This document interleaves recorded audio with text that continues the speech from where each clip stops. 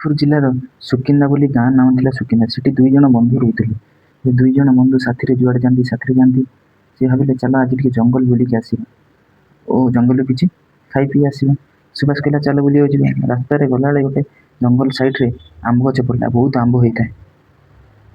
ଆମ୍ବ ସୁବ୍ରତ କହିଲା ମୁଁ ଗଛ ଉପରେ ଚଢ଼ୁଛି, ସୁବାସ ତୁମେ ତଳେ ଥାଅ। ସୁବାସ କହିଲା ଯଦି କିଏ ଆସେ କ'ଣ କରିବା? ସୁବ୍ରତ କହୁଛି ନାଇଁ କିଛି ହବନି, ମୁଁ କହିଦେବି ଗଛ ଉପରେ ଥାଇ। ଆଉ କିଛି ସମୟ ପରେ ସୁବାସ ଯେ ଦେଖିଲା ଦୂରରୁ ଗୋଟେ ଭାଲୁଟି ଆସୁଛି। ସୁବାସ ତା ସ୍କୁଲ ବେଳ କଥା ମନେ ପକେଇଲା। ସେ ଭାବିଲା ଶାନ୍ତ ରହିଲେ ସବୁ ଜିନିଷର ସମାଧାନ ହୁଏ। ସେ ଆଖି ଓ ନାକ ବନ୍ଦ କରି ଆରାମସେ ଶୋଇପଡ଼ିଲା। ସେ ଭାଲୁଟି ତା ପାଖରେ ଆସିଲା, କିଛି କ୍ଷଣ ଶୁଙ୍ଘିଲା। ଶୁଙ୍ଘି ଜାଣିଲା ଯେ ଏ ମୃତ। ସୁବ୍ରତ ଗଛ ଉପରେ ଚଢ଼ି ଭାବୁଛି ଯେ ସୁବାସକୁ ଆଜି ଭାଲୁ ଖାଇବ। ମୁଁ ତ ଗଛ ଉପରେ ଚଢ଼ିଛି, ବଞ୍ଚିଗଲି। କିଛି କ୍ଷଣ ମଧ୍ୟରେ ଭାଲୁ ରିଟର୍ନ ଜଙ୍ଗଲକୁ ଚାଲିଗଲା। ସୁବ୍ରତ ଗଛ ଉପରୁ ଓହ୍ଲେଇ ଆସି ଦେଖିଲା ଯେ ପଚାରିଲା ସୁବାସ ତୋ କାନରେ ଭାଲୁ କ'ଣ କହୁଥିଲା କିରେ? ସୁବାସ କହିଲା ମୋ କାନରେ କ'ଣ କହିବ? ଯେ ପ୍ରକୃତରେ ବନ୍ଧୁ ବିପଦରେ ସାଥୀ ହୁଏନି ସେ ପ୍ରକୃତରେ କେବେ ବନ୍ଧୁ ହୋଇପାରିବ ନାହିଁ।